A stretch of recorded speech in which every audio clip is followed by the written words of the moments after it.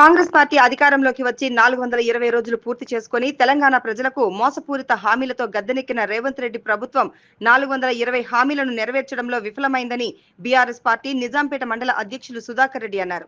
ఈ మేరకు గాంధీ విగ్రహానికి 420 హామీలతో కూడిన వినతి పత్రాన్ని అందజేశారు.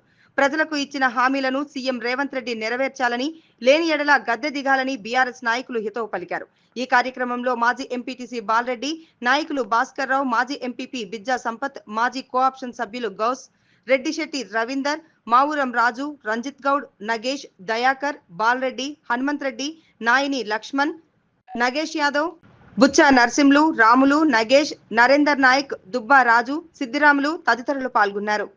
సందర్భంగా 420 రోజులు 420 హామీలు ఏ ఒక్క హామీ కూడా నెరవేర్చని మన సీఎం రేవంత్ రెడ్డి గారు, అలాగే ఈరోజు పైలట్ ప్రాజెక్టుగా ఒక విలేజ్ తీసుకొని రైతు బంధు ఒక విలేజ్కి వేస్తుంది కాబట్టి అలాగా వేయకుండా ప్రతి గ్రామానికి రైతు భరోసా అన్ని గ్రామాలకు వేయాలని మా యొక్క డిమాండ్ చేస్తున్నాము.